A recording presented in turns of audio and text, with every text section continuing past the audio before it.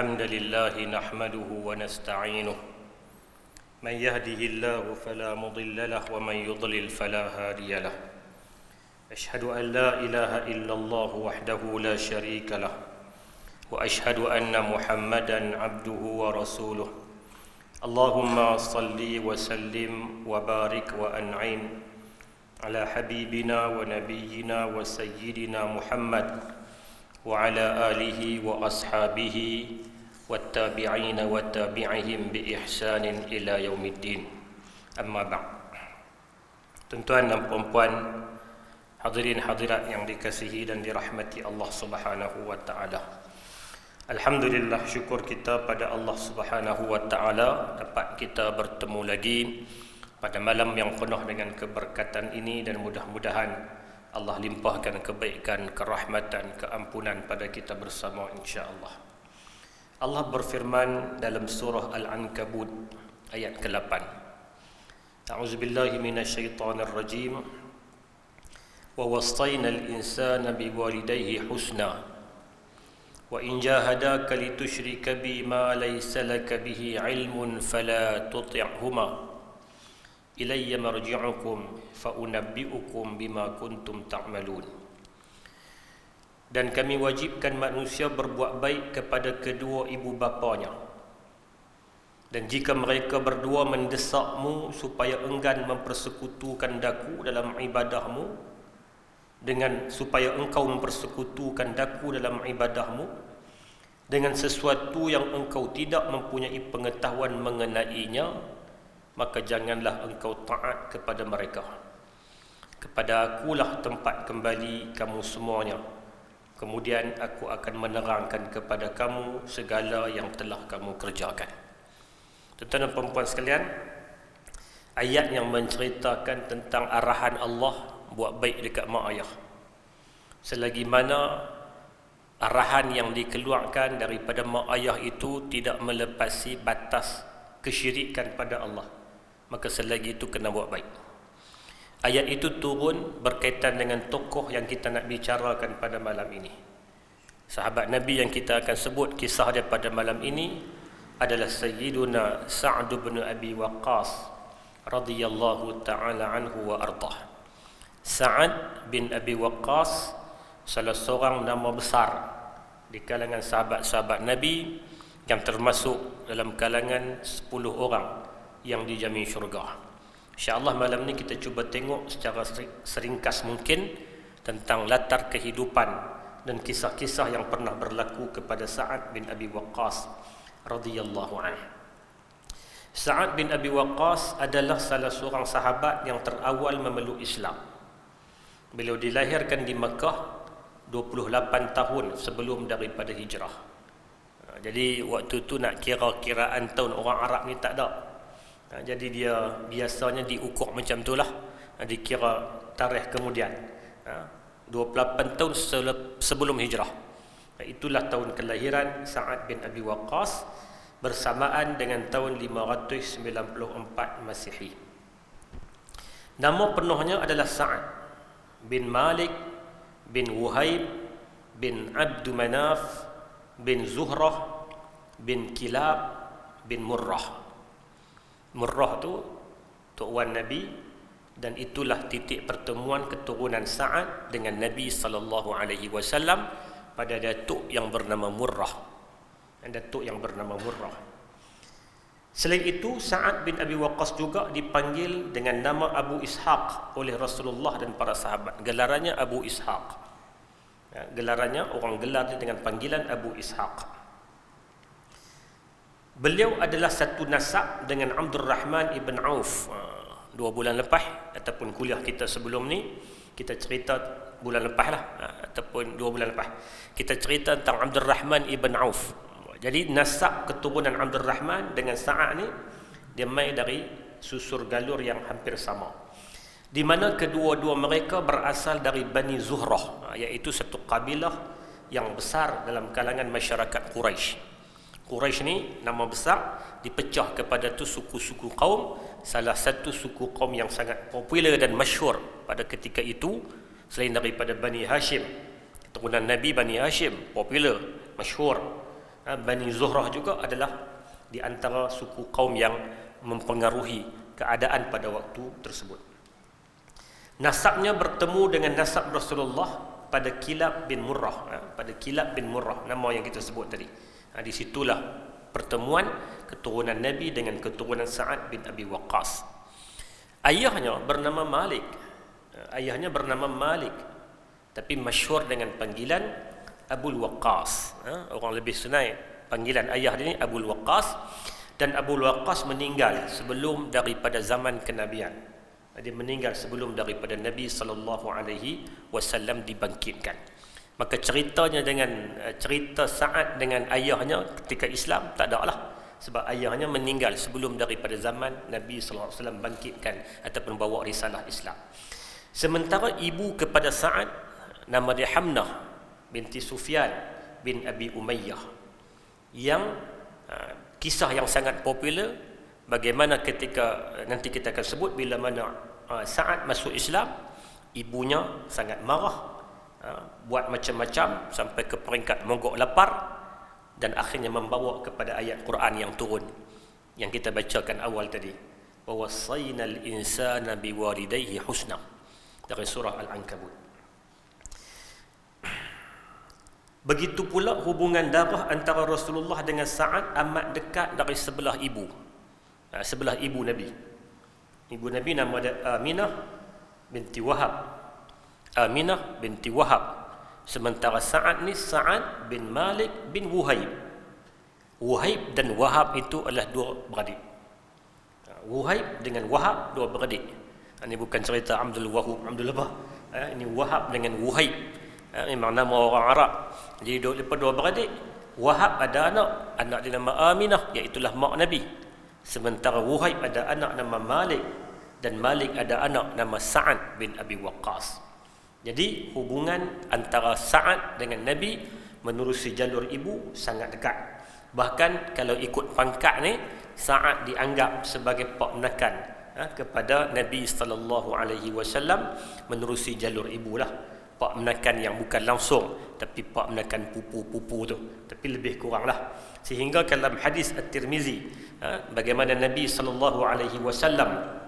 satu hari Sa'ad datang bertemu dengan Nabi SAW, maka baginda pun bersabda, Sa'ad mai dalam majlis itu, mungkin Nabi ada dengan beberapa orang lain. Nabi kata, ini adalah pakcikku. Bila Sa'ad mai, Nabi perkenalkan. Nabi kata, ni pakcik aku ni. Maka hendaklah seseorang itu menunjukkan pakciknya kepadaku. Siapa yang ada pakcik, tunjuklah.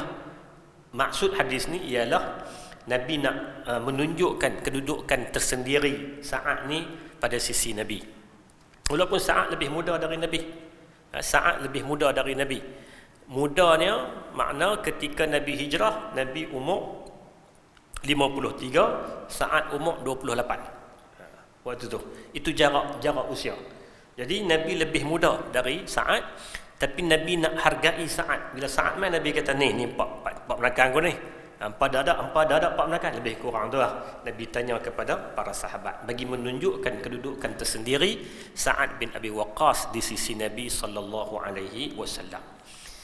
Sa'ad bin Abi Waqqas adalah seorang sahabat yang bertubuh rendah tetapi tegak. Tuan-tuan, nanti kita akan baca bagaimana Sa'ad terkenal sebagai orang yang sangat kental di medan perjuangan.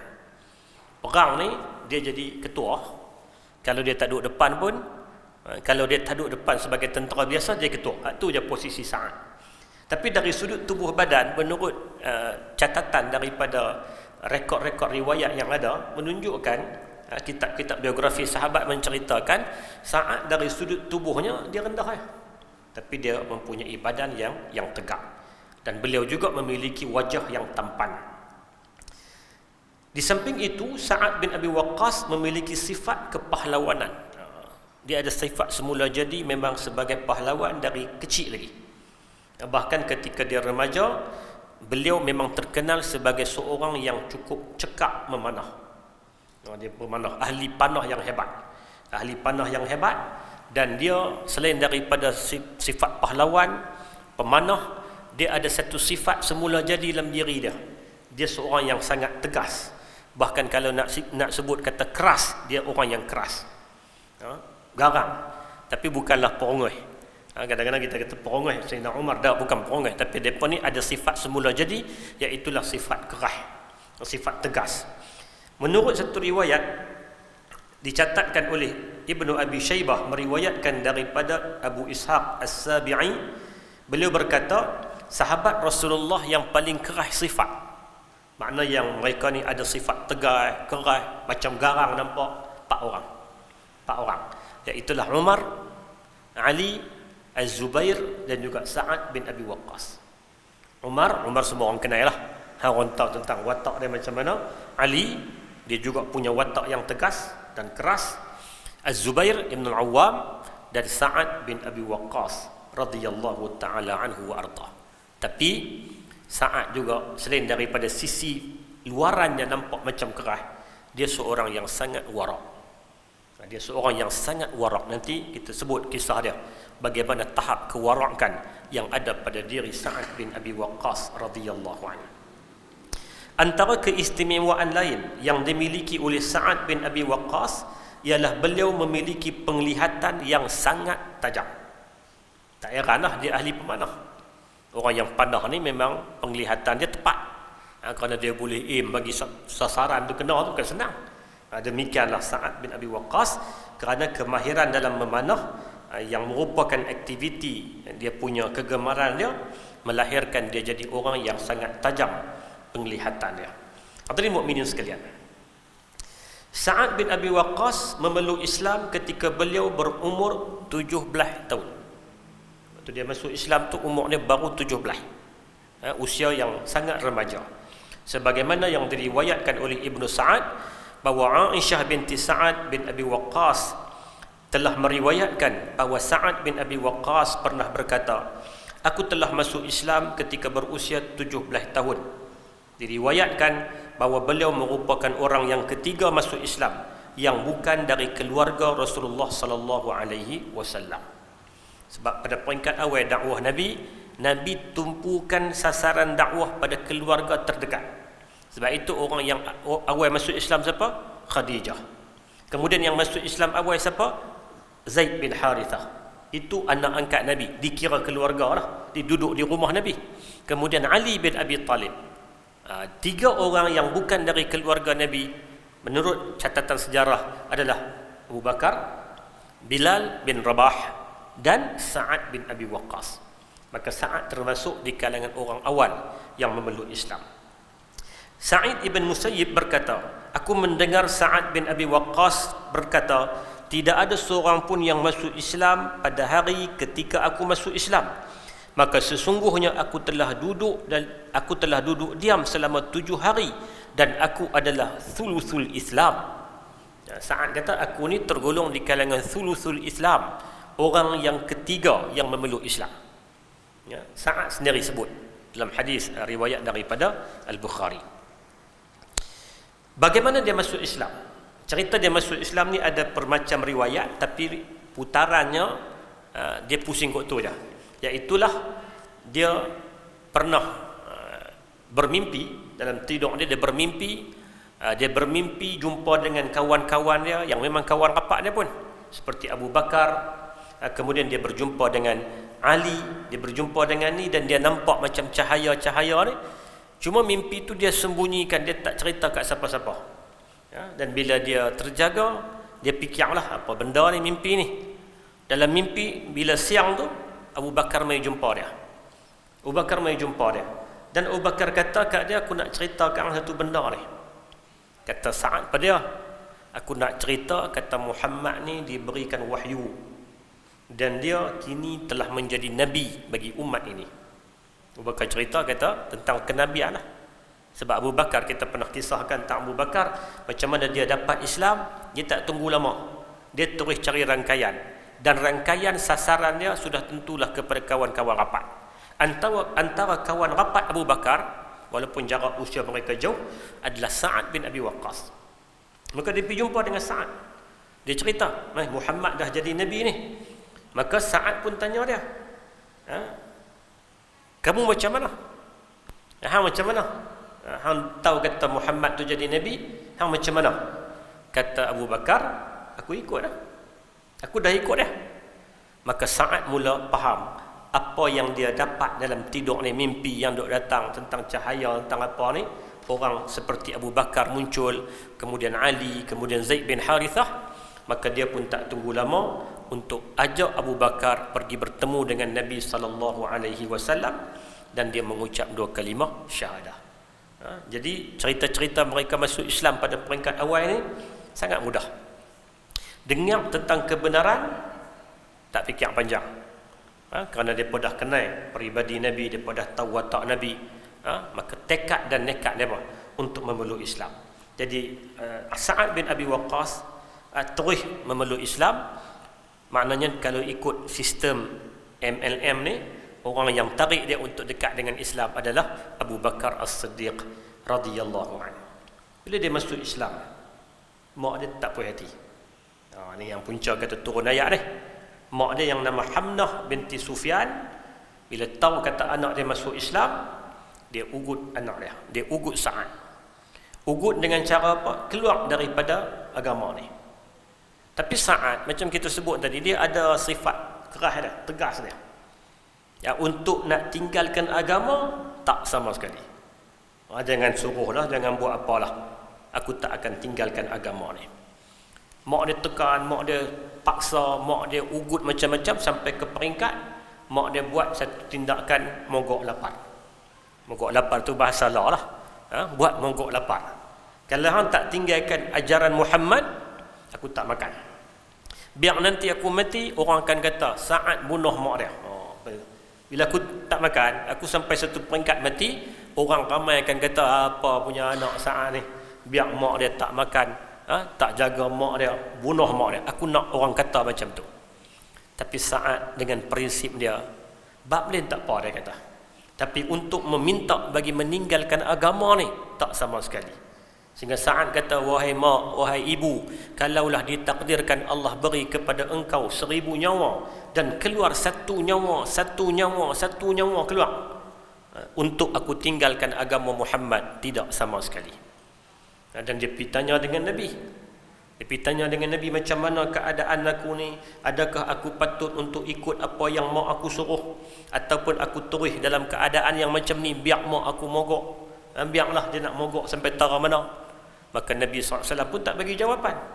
Sebab tak ada lagi panduan dan ketetapan wahyu dari Allah Subhanahu wa taala, sehinggalah turun ayat yang kita bacakan tadi, wa wassaynal insana biwalidayhi husna. Buat baik dengan mak ayah. Wa in jahadaka litusyrika bima laysa laka bihi ilm fala tuti'huma.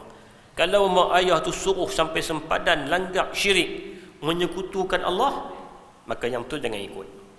Tapi dalam urusan lain, muamalah biasa, teruskan, tak ada masalah untuk buat baik, berbakti, kerana dia mak ayah. Tapi kalau dia mai sampai arahan untuk kamu langgar dan meninggalkan agama, fala tuti'huma, jangan ikut mereka. Ilayya marji'ukum, Allah Ta'ala kata semua akan kembali kepada aku. Fa unabbi'ukum bima kuntum ta'lamun, kemudian ta'malun, kemudian aku akan menerangkan kepada kamu segala yang telah kamu kerjakan.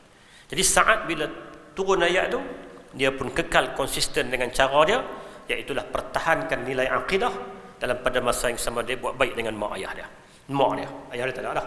Dia buat baik dengan mak dia, dan akhirnya mak dia pun sampai satu peringkat pilah hilang, tak jadi untuk teruskan mogok itu. Hadirin mukminin sekalian, bila Sa'ad masuk Islam, dia seperti sahabat-sahabat lain yang mana bila masuk Islam, cabaran yang mereka hadapi apa? Mereka ditekan, mereka ditindas, mereka diugut, mereka dibuat macam-macam, sehingga Sa'ad pada waktu itu terpaksa untuk sembunyi-sembunyi pergerakannya. Nak bergerak daripada rumahnya, nak keluar pergi cari Nabi, terpaksa sembunyi, terpaksa berlakon macam-macam. Sampailah Nabi dah pilih rumah Al-Arqam bin Abil Arqam. Para sahabat nak pergi ke rumah Al-Arqam pun dalam keadaan sembunyi, bimbang orang dapat kesan. Rumah Al-Arqam ni lokasinya di mana? Lokasinya dekat dengan Bukit Safa. Kalau kita pergi Mekah hari ini, Bukit Safa dengan Marwah tempat sa'i berdekatan dengan Bukit Safa. Itulah lokasi rumah Al-Arqam bin Abil Arqam yang jadi pusat dakwah Nabi sallallahu alaihi wasallam. Dan mungkin kita sebutlah kenapa Nabi pilih rumah Al-Arqam, kerana rumah Al-Arqam ni walaupun duduk di Safa, Safa ni tempat tumpuan. Orang pada waktu itu bila nak buat apa-apa pengumuman, orang Quraisy ni bila nak buat apa-apa pengumuman, mereka akan naik ke atas Bukit Safa. Kerana Bukit Safa lah tempat yang paling tinggi, mereka akan panggil. Jadi pasal apa Nabi pilih rumah Al-Arqam? Kalau ikut lokasi itu sangat dekat. Tapi kerana Nabi nampak rumah Al-Arqam ini adalah mungkin tidak dapat disyaki oleh orang Quraisy, sebab Al-Arqam seorang yang sangat low profile. Al-Arqam ni orang yang tidak dikenali. Dia anak muda, umurnya baru sekitar belasan tahun, dan orang tak sangka pun kata dia boleh memeluk Islam. Dia bukan orang yang tokoh yang suka pi orang terkenal tak, dia orang biasa, budak biasa yang duduk senyap, tak cakap, bukanlah seorang yang berkedudukan tinggi. Maka sebab tu Nabi pilih rumah dia. Selain daripada rumahnya juga, dia adalah adik-beradik daripada keturunan yang sama dengan Abu Jahal. Jadi kalaulah kata tempat Nabi ni bocor, Abu Jahal dapat tahu, maka sekurang-kurangnya dengan hubungan adik-beradik kabilah yang sama antara Al-Arqam bin Abil Arqam dengan Abu Jahal, menyebabkan Abu Jahal akan kurang sikit dia punya tahap marah dia. Tapi ternyata benda tu tak pecah, orang tak tahu, sehinggalah Sayyidina Umar masuk Islam, dan lepas tu Sayyidina Umar keluar ajak orang secara terbuka, barulah oleh tahu, sebelah ni Muhammad duduk di rumah Al-Arqam. Sebelum tu tak tahu. Nampak bijaksananya Nabi sallallahu alaihi wasallam dalam sampai ke tahap nak memilih pusat gerakan dakwah pun dia memberikan satu pengajaran yang banyak, yang baik kepada kita. Hadirin mukminin yang dikasihi dan dirahmati Allah Subhanahu wa taala. Jadi Sa'ad bila masuk Islam, dia mendampingi Nabi, dia buat kerja dia, iaitu bantu Nabi, dan bila dakwah secara terbuka, dia pun bersama dengan Nabi untuk sampaikan agama ni. Bahkan dia banyaklah ikut Nabi dalam menyampaikan dakwah kepada orang-orang Quraisy dan sebagainya. Dalam satu riwayat daripada Imam Muslim, An-Nasai, Ibnu Majah dan Ibnu Hibban telah meriwayatkan bahawa Sa'ad bin Abi Waqqas telah berkata, satu ketika kami seramai 6 orang berada bersama Rasulullah. Sa'ad cerita satu ketika dia dengan sahabat-sahabat 6 orang duduk dengan Nabi. Kemudian datang orang musyrikin datang. Lalu mereka berkata, usirlah mereka. Mereka kata kat Nabi ni, alau ni 6 orang jangan duduk dekat, kerana kami malu menjadi pengikutmu disebabkan setaraf dengan mereka. Dia pemain ni konon-konon nak ikut Nabi lah. Tapi sebelum tu dia kata ni, 6 orang ni halau, mereka ni orang lekeh ni, takkan kami nak pi masuk ikut hang wahai Muhammad, tiba-tiba nak kena kawan dengan mereka ni. Tak patut macam tu lah, lebih kurang. Pada ketika itu Sa'ad bin Abi Waqqas berkata, pada ketika itu yang bersama dengan Rasulullah ialah aku. Yang pertama dia Sa'ad bin Abi Waqqas, Abdullah bin Mas'ud, Bilal bin Rabah, seorang lelaki dari Bani Huzail, dan 2 orang lagi. 2 orang lagi tak dinyatakan nama. Sa'ad kata yang duduk dengan Nabi 6 orang ni, aku, Bilal, Abdullah bin Mas'ud. Kan Bilal hamba, Abdullah bin Mas'ud dia orang biasa yang mai daripada pinggir Mekah, orang yang bukan terkenal, daripada seorang lelaki dari Huzail dan 2 orang sahabat lain yang tidak disebut nama. Rasulullah berasa tidak senang dengan permintaan orang Quraisy. Rasulullah rasa macam tak kenalah nak pergi halau mereka pasal apa. Mereka ni dah masuk Islam, mereka duduk dengan Nabi untuk belajar agama. Tiba-tiba datang orang Quraisy suruh usir mereka ni. Tak lama lepas itu turun ayat Al-Quran dalam suratul An'am ayat 52. وَلَا تَطْرُدِ الَّذِينَ يَدْعُونَ رَبَّهُمْ بِالْغَدَاةِ وَالْعَشِيِّ يُرِيدُونَ وَجْهَهُ مَا عَلَيْكَ مِنْ حِسَابِهِمْ مِنْ شَيْءٍ وَمَا مِنْ حِسَابِكَ عَلَيْهِمْ مِنْ شَيْءٍ فَتَطْرُدَهُمْ فَتَكُونَ مِنَ الظَّالِمِينَ. Dan janganlah engkau mengusir orang-orang yang beribadah dan berdoa kepada Tuhan mereka pagi dan petang, sedang mereka mengharapkan keridhaannya semata-mata. Tiadalah engkau bertanggungjawab sesuatu pun mengenai hitungan amal mereka, dan mereka juga tidak bertanggungjawab sesuatu pun mengenai hitungan amalmu. maka sekiranya engkau mengusir mereka, nescaya engkau akan tergolong di kalangan orang-orang yang zalim. Tu ayat Quran, Allah kata jangan usir mereka. Walaupun nampaknya mereka ni lekeh, mereka tak ada apa. Mereka ni orang yang main daripada orang kebanyakan, bahkan orang barhin. Jangan lu usir mereka, sebab mereka ni beribadah pada Allah. Allah Ta'ala sebut di hujung tu, kalau usir juga mereka, tergolong di kalangan orang zalim. Rupanya ayat tu turun cerita tentang Sa'ad bin Abi Waqqas radhiyallahu anhu. Maknanya Sa'ad ni dia bukan satu ayat je cerita turun tang dia, ada ayat lain yang juga cerita bersebabkan daripada peristiwa yang berlaku kepada Sa'ad bin Abi Waqqas radhiyallahu taala anhu wa ardah. Sa'ad bin Abi Waqqas, kalau orang zaman lah bila kita buat resume minta kerja ke apakah, dia adalah pendidikan, latar pendidikan. Jadi Sa'ad bin Abi Waqqas pendidikannya daripada mana? Dia secara langsung dari Nabi sallallahu alaihi wasallam.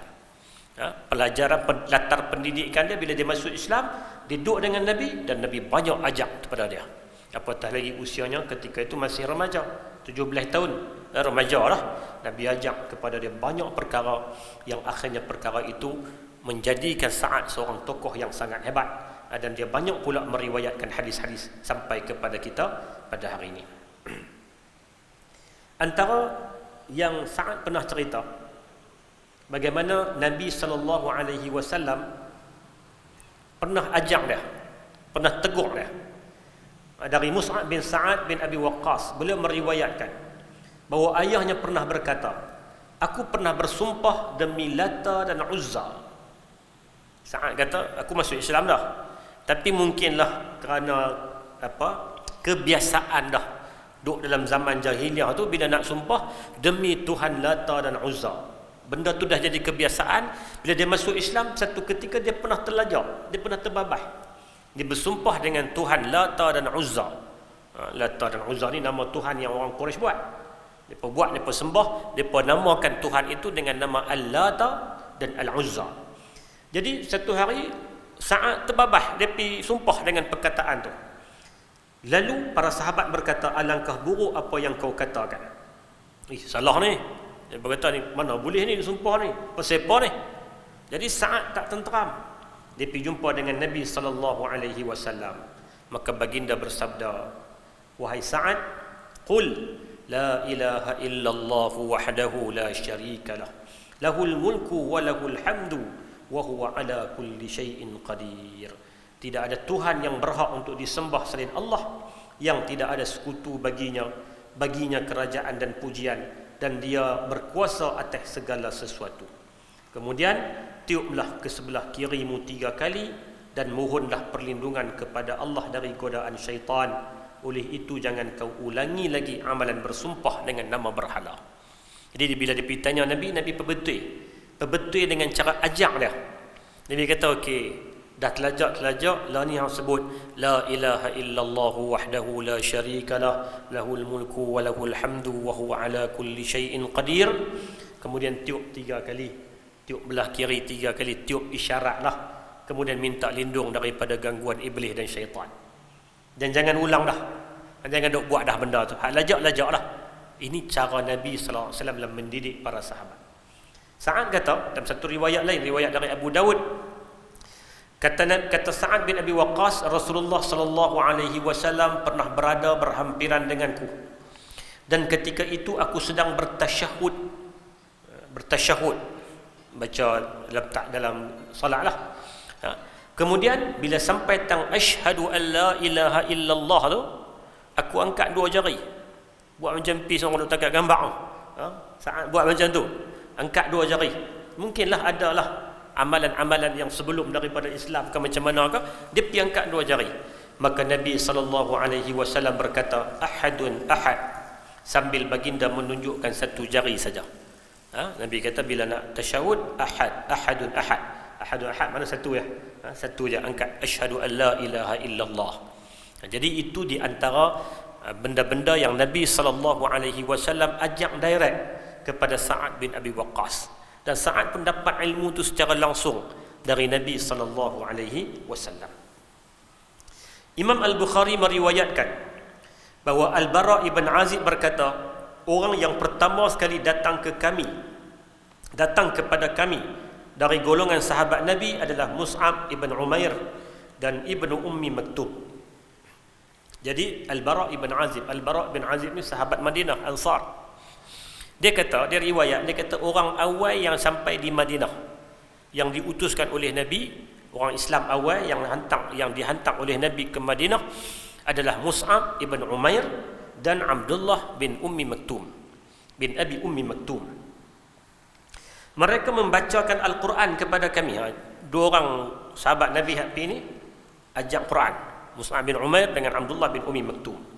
Kemudian datanglah Ammar bin Yasir, Bilal bin Rabah dan Sa'ad bin Abi Waqqas. Yang mana kemunculan generasi ataupun lapis yang kedua. Lapis pertama ni Mus'ab dengan Abdullah bin Ummi Maktum. Lapis kedua, antara yang mai lapis kedua hijrah ke Madinah ni adalah Sa'ad bin Abi Waqqas. Dan setelah itu datang pula Umar bin Al-Khattab bersama dengan 20 orang. Tidak lama kemudian datanglah Rasulullah sallallahu alaihi wasallam. Jadi para sahabat dengan Nabi ini hijrah ke Madinah berperingkat. Mula dengan seorang, lepas itu lapis-lapis dan sampailah kepada Nabi hijrah. Kemudian lepas Nabi hijrah tak ramai, dah habis dah. Lepas Nabi hijrah tu saki-baki saja yang datang hijrah ke Madinah Al-Munawwarah. Sa'ad bin Abi Waqqas berhijrah ke Madinah bersama dengan adik dia. Adik dia nama Umair bin Abi Waqqas. Umair ini sahabat hebat juga tuan-tuan. Cuma ceritanya tak panjang. Kerana Umair di antara orang yang gugur syahid dalam peperangan Badar. Umair bin Abi Waqqas dalam perang Badar, sahabat Nabi yang terkorban 14 orang.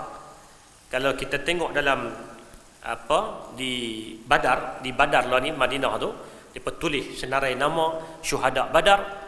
Nama paling atas adalah Umair bin Abi Waqqas, iaitulah adik kepada Sa'ad bin Abi Waqqas radhiyallahu anhu. Jadi depa hijrah sekali. Sa'ad hijrah dengan adik dia Umair. Sampai tengah jalan mereka bermalam di rumah, sampai tengah jalan mana dekat dengan Madinah, bahkan dekat dengan Quba. Depa duduk di rumah abang mereka, iaitulah Utbah bin Abi Waqqas. Dan Utbah tak Islam. Sa'ad tu tak Islam dan selepas itu pun tak Islam. Cuma dia lari daripada Mekah kerana dia ada kes. Dia pergi bunuh orang mana tahu, dia ada hutang darah. Orang duk cari dia. Jadi dia lari, dia main duduk dekat dengan Quba. Dia main duduk dekat dengan Quba, dan Sa'ad waktu hijrah dia main tumpang rumah abang dia. Tapi abang dia ni kemudiannya dalam perang Uhud, waktu tu dia lari dari Mekah, tapi bila perang Uhud berlaku, dia menyokong orang Mekah dan turut terlibat dalam tentera Uhud, lawan dengan orang Islam di Uhud, yang akhirnya dia bertembung dengan Sa'ad bin Abi Waqqas, adik dia. Semasa di Madinah, Sa'ad bin Abi Waqqas terus menjadi pendamping Rasulullah yang amat setia. Apabila Rasulullah tiba di Madinah, baginda tidak dapat tidur dengan lena kerana orang-orang Quraisy dari Mekah sentiasa mencari peluang untuk membunuh baginda. Jadi waktu Nabi sampai Madinah awal, malam-malam pertama yang Nabi lalui di Madinah, keadaan belum tenteram. Bahkan Nabi sendiri pun tidur tak nyenyak, sebab Quraisy masih duduk dendam lagi. Dan mereka kalau boleh, kok mana pun kita nak kena bunuh Muhammad. Jadi Nabi pun sendiri, walaupun orang Madinah berikan segala perlindungan pada Nabi, tapi atas sifat Nabi sebagai manusia, Nabi manusia, masih ada rasa-rasa bimbang, rasa isak dia buat macam-macam. Jadi bila main malam hari, Nabi tidur dalam keadaan tak berapa nak nyenyak.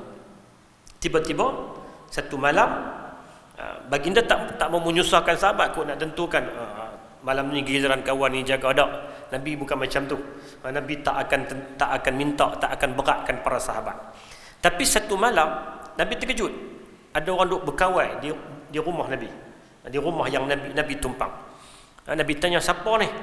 Sa'ad kata, aku Sa'ad bin Abi Waqqas. Pasal apa ni duk jaga malam ni, pasal apa, mengapa datang sini ni? Nabi tanya. Kata Sa'ad, aku bimbang terhadap keselamatan kamu, keselamatan tuan ya Rasulullah, sebab tu aku main jaga. Dan Nabi mengakuilah, Nabi mendoakan kebaikan kepada Sa'ad. Bila mana Nabi tanya tadi, Nabi terus mendoakan kebaikan kepada Sa'ad bin Abi Waqqas radhiyallahu anhu. Hadirin mukminin yang dikasihi sekalian, di antara gelaran paling popular kepada Sa'ad ialah dia merupakan orang pertama yang melepaskan anak panah di jalan Allah Subhanahu wa taala. Kan saya sebut awal tadi dia pemanah hebat. Tapi kerana hidup di Mekah, pensyariatan perang tak ada lagi. Jadi tak ada lah satu panah yang dia lepaskan kena kepada musuh kerana tak ada perang. Tak ada perang zaman Mekah. Keizinan perang tak turun lagi. Izin perang ni bila? Sampai di Madinah Al-Munawwarah. Baru diizinkan perang. Dan pada bulan Syawal tahun pertama Nabi Hijrah. Nabi Hijrah bulan apa? Rabiul Awal. Bila sampai bulan Syawal tahun pertama. Ya, Badar tahun kedua. Ni tahun pertama Nabi telah mengutuskan sepasukan para sahabat dalam sebuah misi yang dipanggil sebagai Siriyah ataupun Sariyah. Kumpulan ini diketuai oleh Ubaidah bin Al-Harith bin Al-Muttalib dan disertai seramai 60 orang para sahabat termasuk Sa'ad bin Abi Waqqas. 60 orang Nabi tentukan, ketuanya adalah Ubaidah bin Al-Harith. Salah seorang yang ada dalam kumpulan 60 ni adalah Sa'ad. Mereka ni semua orang muhajirin. Nabi arahkan mereka pergi mana? Menuju ke Rabi'. Satu kawasan nama dia Rabi'. Rabi' ni kalau ikut jarak hari ini sekitar 155 km dari kota Jeddah. Jadi kalau dari Madinah nak pergi ke arah Mekah tu, dia akan lintas kawasan Rabi'. Jadi Nabi arahkan mereka ni untuk pergi ke Rabi'. Tujuan dia apa? Nak sekat kafilah dagang orang Quraisy yang akan lalui kawasan tu yang diketuai oleh Abu Sufyan. Jadi ini peringkat awal ni, tahun awal sebelum jadi perang Badar ni. Nabi hantar 60 orang ni. Apabila pasukan tentera Islam bertemu dengan kafilah Quraisy, orang-orang kafir Quraisy terus menyerang orang Islam. Ini adalah perang pertama yang terjadi di antara orang Islam dengan kafir Quraisy. Bagi melindungi orang-orang Islam dari diserang oleh orang Quraisy, maka Sa'ad bin Abi Waqqas melepaskan anak panahnya bertubi-tubi ke atas kafir Quraisy.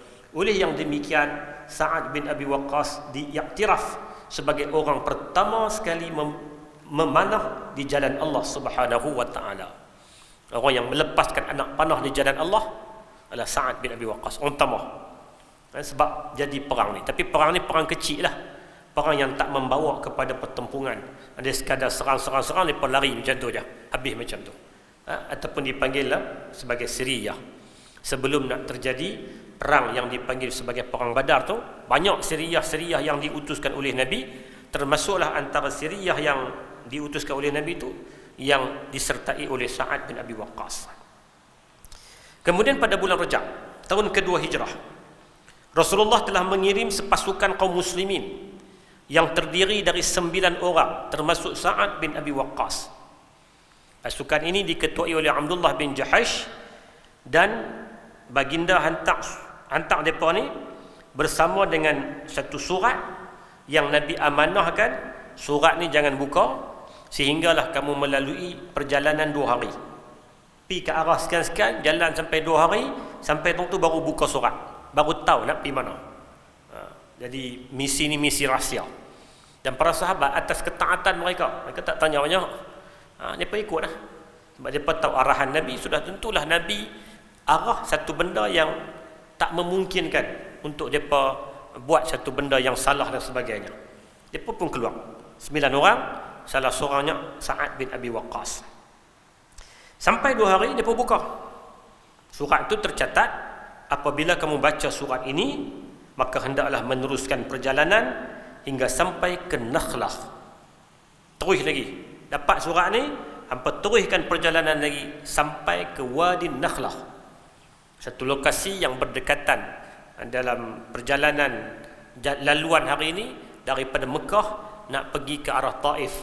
Satu kawasan dekat dengan miqat Qarnul Manazil, dipanggil situ Wadi Nakhlah. Jadi arahan surat tu kata pergi ke arah tu, intip pergerakan kaum Quraisy dan sampaikan berita mengenai mereka. Tapi tengok pergerakan kaum Quraisy laluan-laluan tu, kemudian sampaikan berita kepada pihak Madinah. Jadi para sahabat ni pergilah. Dan sebab apa Nabi rahsiakan? Kerana ini misi rahsia, misi sulit. Tak mau nanti benda ni terdedah. Kuklah orang munafik boleh tahu apa, depa akan bocor. Maklumat ni sampai kepada orang Yahudi, sampai kepada orang Quraisy, jadi akhirnya tak membawa manfaat. Jadi Nabi rahsiakan. Maka Abdullah bin Jahash yang mengetuai 9 orang ni teruskan perjalanan. Ketika dalam perjalanan, Sa'ad bin Abi Waqqas dan Utbah bin Ghazwan tertinggal di belakang kerana mereka berdua kehilangan unta yang ditunggang bersama. Tengah ni unta berhenti unta lari di mana ke hilang. Jadi dia terlambat dua orang ni, Sa'ad dengan Utbah bin Ghazwan. Namun begitu, sariyah tersebut meneruskan perjalanan sehingga sampai ke Wadi Nakhlah tadi. Sejurus selepas itu rombongan dagang Quraisy yang menuju ke Mekah melalui kawasan tersebut. Bila mereka sampai daripada Intib, orang Quraisy pun lintah kawasan tu. Kerana itu memang laluan dia. Bila lintah, dalam rombongan tersebut terdapat Amr bin Hadrami, Uthman bin Abdullah bin Al-Mughirah dan saudaranya Naufal serta Al-Hakam bin Kaisan. Orang-orang Islam bersepakat untuk melakukan serangan dan merampas barang-barang yang dibawa. Mereka melakukan serangan pada hari terakhir bulan Rajab. Waktu tu bulan Rajab ni, bulan macam kita duduk ni, hujung-hujung Rajab ni. Jadi mereka pun bila tengok 4 orang ataupun kumpulan dagang Quraisy ni lintah, mereka serang. Dalam serangan tersebut, Amr bin Hadrami terbunuh. Manakala Uthman dan Ali dan Uthman dan Al-Hakam berjaya ditawan dan Naufal melarikan diri. Jadi 4 orang ni, seorang mati, 2 ditawan, seorang lari diri, melepaskan diri. Mereka membawa barang-barang dagangan yang dirampas ini ke Madinah. Sebab orang Islam 9 orang, tolak 2 yang terlambat tadi, tinggal 7. Mereka boleh tawan harta balik ke Madinah. Inilah harta ghanimah yang pertama yang diperolehi daripada musuh, iaitu orang kafir Quraisy. Cerita ni sebab apa? Ada kaitan. Bila mereka balik ke Madinah, mereka tak dapat dikejar lah oleh orang Quraisy ni. Apabila mereka tiba di Madinah, berita tindakan mereka perang bila ni? Hujung bulan Rajab. Sedangkan bulan Rajab bulan apa? Bulan haram. Bulan yang tak boleh berlaku perang. Itu yang kita kata bulan haram dapat tu. Muharram, Zulqa'dah, Zulhijjah dan Rajab. Bulan tu di antara benda yang diharamkan kerana hormatnya bulan itu ialah tak boleh tumpahkan darah. Tapi para sahabat ni sudah menyerang orang-orang Quraisy pada penghujung bulan Rajab. Jadi sebahagian daripada orang Islam pun rasa, ya, sahabat-sahabat ni buat tindakan salah ni. Apatah lagi orang Quraisy. Mereka kata Muhammad ni karut. Sila. Berhenti azan.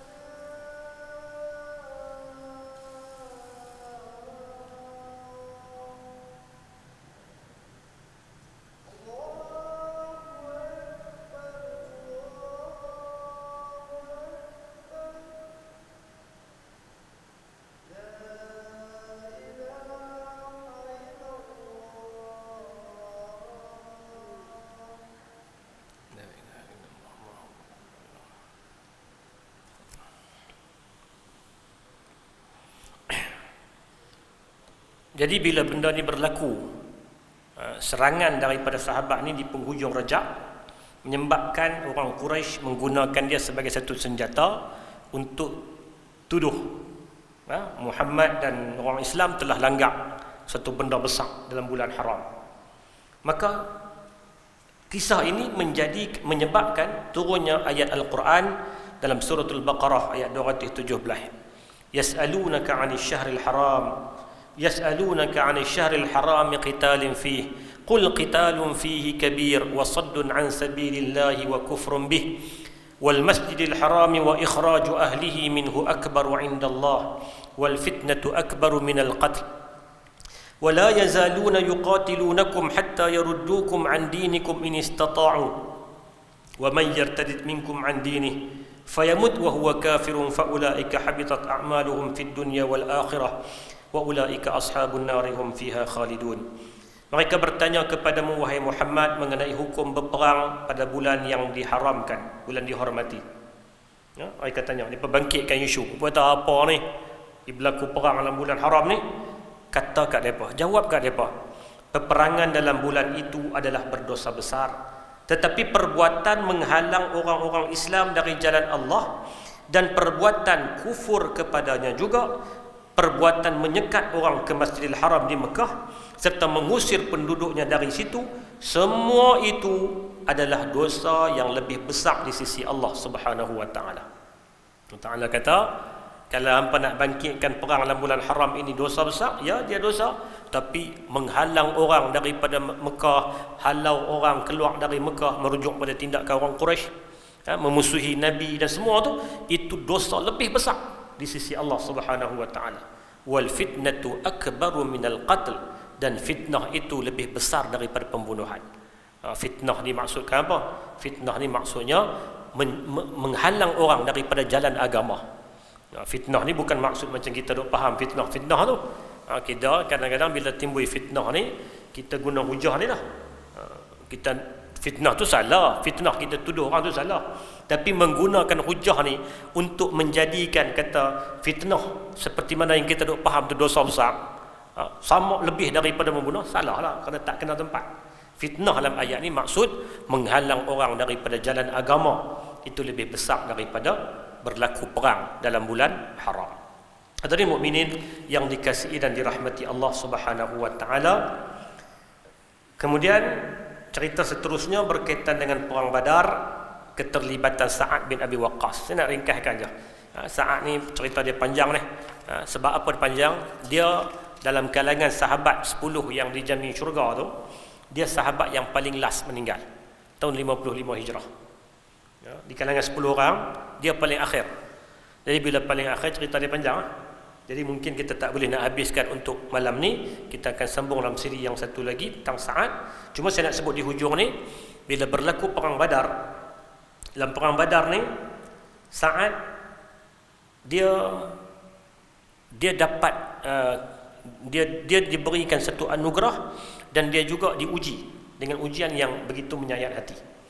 Ujian yang menyebabkan dia sangat sedih ialah dalam perang Badar dia kehilangan saudara dia yang hijrah sekali itu, Umair bin Abi Waqqas. Umair bin Abi Waqqas gugur syahid dalam peperangan Badar. Bahkan kalau tak silap saya dia di antara orang yang awal yang gugur syahid dalam medan Badar, iaitulah Umair bin Abi Waqqas radhiyallahu taala anhu wa ardah. Itu di antara ujian yang timpa kepada Sa'ad.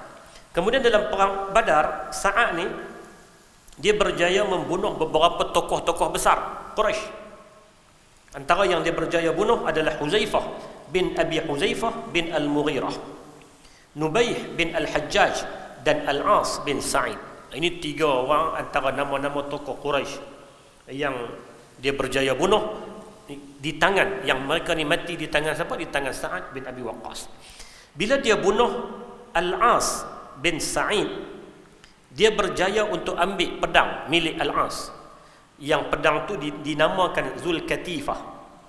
Pedang tu ada nama dia Zulkatifah, bermakna pedang yang lebar.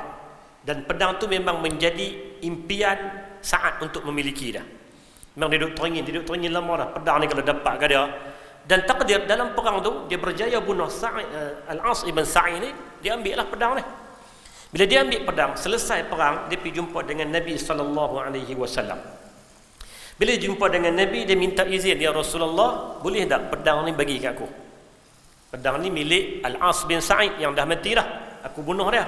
Boleh tak aku ambil pedang ni jadi milik aku? Nabi kata, wahai Sa'ad, pedang tu bukan milik kamu dan juga bukan milik aku. Kamu nak minta, ya betul, tapi dia bukan milik kamu. Dan kamu nak minta ke aku, dia bukan milik aku. Pedang ni letakkan di tempat ghanimah, di tempat kumpulan harta yang kita kumpul semua. Tak tentu. Dia jadi ghanimah, harta rampasan perang. Jadi Sa'ad rasa macam sedikit kecewa lah. Tapi dia akur lah. Dia akur lah. Pada dia yang bunuh Al-As bin Sa'id. Pedang tu pun dia duk impikan. Dan dia pula kecewa ataupun sedih dengan kematian adik dia tadi. Jadi macam ada sikit masalah di situ. Dia macam tak berapa, bukan tak puas hati, tapi berapa tak habis. Dia punya, dia ada rasa satu benda yang tersekat apabila impian dia untuk memiliki Zulkatifah, nama pedang tu, tak tercapai. Bila dia berlalu pergi daripada Nabi, dia pun tak apalah. Nabi kata juga tak apalah. Dia pergi, kemudian turun ayat Al-Quran, yas'alunaka 'anil anfal qulil anfalu lillahi war rasul fattaqullaha wa aslihu dhata bainikum wa ati'u allaha wa rasulah in kuntum mu'minin. Mereka bertanya kepadamu wahai Muhammad tentang harta rampasan perang. Sahabat tanya, macam mana ni? Sebab itu perang pertama, nak bahagi tak tahu. Katakanlah harta rampasan perang itu terserah bagi Allah dan bagi Rasulnya untuk menentukan pembahagiannya. Keputusannya di sisi Nabi SAW. Macam mana Nabi nak uruskan? Oleh itu bertakwalah kamu kepada Allah dan perbaikilah keadaan perhubungan di antara kamu, serta taatlah kepada Allah dan Rasulnya jika betul-betul kamu orang yang beriman. Dia turun ayat ni, Nabi SAW panggil Sa'ad dan baginda menyerahkan pedang tadi, Zulkatifah, kepada Sa'ad. Ayat ini diterangkan bahawa kuasa membahagikan harta rampasan perang hanya ada pada Rasulullah sallallahu alaihi wasallam. Ini bermakna orang yang berhak menentukan pembahagian harta rampasan ni adalah ketua negara. Dan hikmah ayat ni mengelakkan perbalahan di kalangan tentera Islam. Ya, mengelakkan perbalahan ni supaya orang tak berbuat apa, Nabi yang tentukan. Jadi dapatlah habuan tu kepada Sa'ad bin Abi Waqqas. Dan Sa'ad ni waktu dia menjelang usia-usia tua dia sentiasa berpesan kepada anak-anak dia agar mereka kafankan jenazahnya dengan baju yang dia pakai ketika perang Badar. Sebab dia ada satu nilai sentimental yang cukup tinggi dengan perang Badar ni. Jadi dia pesan baju perang Badar ni kalau boleh jadikan dia sebagai kain kafan dia ketika dia meninggal. Jadi tuan-tuan dan puan-puan yang dikasihi sekalian, ini sebahagian daripada kisah Sa'ad bin Abi Waqqas. Kisah dia panjang lagi, macam mana dalam Uhud, macam mana keterlibatan dalam perang Khandaq, macam mana lebih terserlah ketokohannya ketika zaman Umar bin Al-Khattab apabila dia memimpin tentera Islam untuk membebaskan Parsi jatuh di tangan Sa'ad bin Abi Waqqas dalam peperangan Qadisiyah. Empire Parsi yang cukup hebat pada waktu itu jatuh hasil daripada kehebatan Sa'ad bin Abi Waqqas. Dan banyak lagi cerita yang insya-Allah cerita-cerita itu akan kita huraikan dalam siri yang akan datang. Mungkin ada orang tanya, betulkah Sa'ad bin Abi Waqqas ni makam dia di China? Betul. Orang duk cerita betulkah? Soalan tu insya-Allah kita cuba huraikan. Sebab kalau kita buka dalam buku-buku sejarah Arab, tak ada cerita-cerita tu. Tapi dalam buku sejarah Cina sendiri ada. Jadi macam mana cara kita nak selesaikan riwayat itu, insya-Allah kita cuba sambung dalam pertemuan yang akan datang jika diizinkan oleh Allah Subhanahu wa taala. Dan mungkin juga ada satu lagi soalan. Kita mungkin pernah lintas satu cerita bagaimana Sa'ad waktu dia rasa macam nak meninggal dunia. Dia pernah tanya kepada Nabi, aku nak wasiatkan harta aku semua. Nabi tak bagi. Dia kata 2/3. Nabi tak bagi. 1/3. Nabi kata boleh 1/3, tapi 1/3 tu pun banyak. Sebab apa Sa'ad nak wasiatkan harta? Sebab waktu tu dia cuma ada anak perempuan seorang jadi dia nak wasiatkan harta dia. Nabi kata tak boleh banyak, melainkan 1/3. Tapi Sa'ad tak jadi mati. Dia minta Nabi doa, dan Nabi doa usia dia panjang. Sehingga kita baca bulan sirah, kita baca catatan, akhirnya kita akan jumpa Sa'ad, jumlah anak Sa'ad adalah seramai 36 orang. 36 orang. Macam mana ni hadis ni kata dia ada anak seorang perempuan lepas tu ni cerita dia pula ada anak 36 orang. Rupanya waktu dia nak mati, dia rasa nak mati itu umur dia 36 tahun. Anak dia seorang. Dan anak dia kemudiannya yang berapa puluh tu semuanya lahir selepas daripada usia dia rasa nak mati tu, dan dia meninggal usia 80 lebih. Ini cerita-cerita Sa'ad bin Abi Waqqas yang insya-Allah ada kesempatan kita lanjutkan dalam pertemuan yang akan datang jika diizinkan oleh Allah Subhanahu wa taala. Waffaqana Allah wa iyyakum. Yang baik dari Allah Subhanahu wa taala, salah dan silap saya mohon ampun dari Allah, mohon maaf dari tuan-puan sekalian. Aqulu qawli hadza wa astaghfirullahal azim li wa lakum. Wassalamu alaikum warahmatullahi wabarakatuh.